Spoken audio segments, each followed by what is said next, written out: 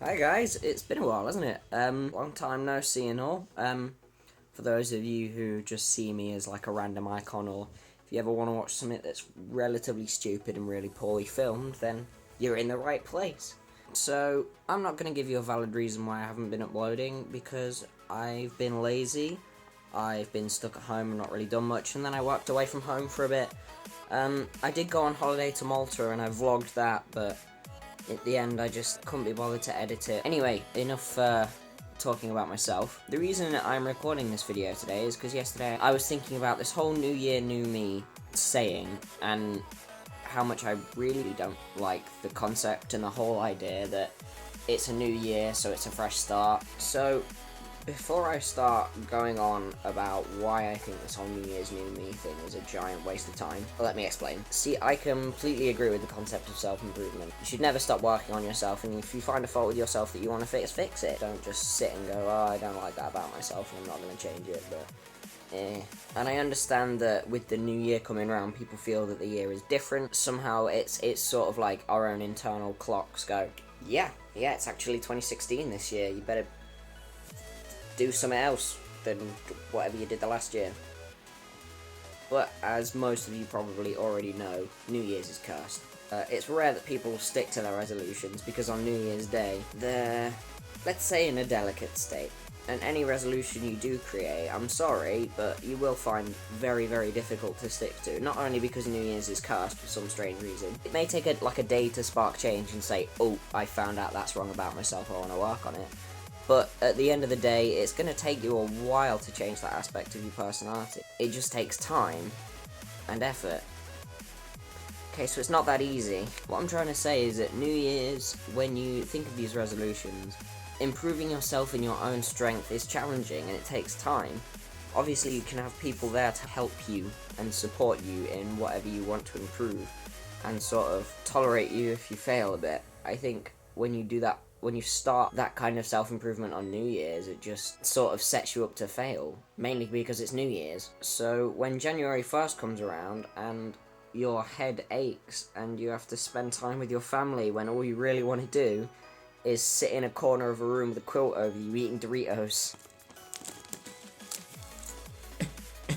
it's just sort of a bad start to trying to resolve something by sitting in a corner and eating Doritos because your head aches and you are hungover. Why?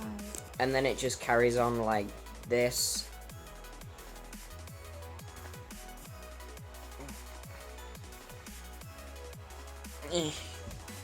This.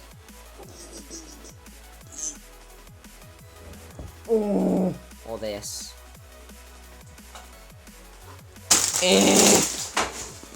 And so on and so on.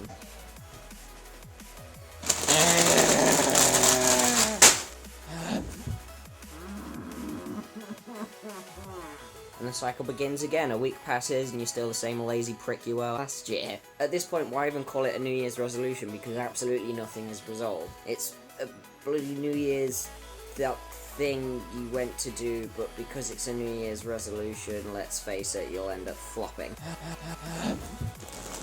So I'd say the resolution to a New Year's resolution is just be realistic. If you do want to make a New Year's resolution, set a goal you can achieve early and take baby steps towards it. Maybe instead of play an instrument, learn a certain thing with that certain instrument in a given time period. And at the end of the day, you may even end up surpassing that and actually reaching the New Year's resolution you want to make. The second thing I want to suggest is don't wait till New Year's, because again, it's cursed. If you make a New Year's resolution and stick to it, that's fine, you've broken the curse, congratulations, well done. You're the first I've known. But what I have learned this year is to treat New Year's as a bit of an evaluation and to give myself some constructive criticism. So, for example, I'm too laid back for my own good on occasion. Opportunities are there in front of my face, and I don't tend to take them because, I'll go with the flow, and if something lands on my lap on a silver platter, that's great. So I think, well, for this year, I'll try and do that better, but I'm not going to call it a New Year's resolution, because it's almost like you're putting a promise on something that you're not going to end up keeping, which is why I think giving yourself constructive criticism at the end of the year is great, because it more realistically sets you up for what you want to achieve for 2016. So instead of making a resolution that you won't solve by the next year, look back at the year you had previously and see how awesome it was and see what you could do better. Personally, I went on holiday to Malta, which was one of the places that I wanted to visit for a while, and I paid for my own school trip to go skiing, which made me feel very mature and adulty. Who do you need to properly apologise to for anything you've done last year? There are quite a few knob faces out there that need to apologise for stuff in mainstream media and in friendship circles. There's a lot of stuff that people need to say sorry for. So hopefully I've taught you guys at least something about bettering yourself for the next year without promising yourself to be like the perfect person by 2017. Hopefully those of you that are happy to see me, good job, I'm happy to see you too.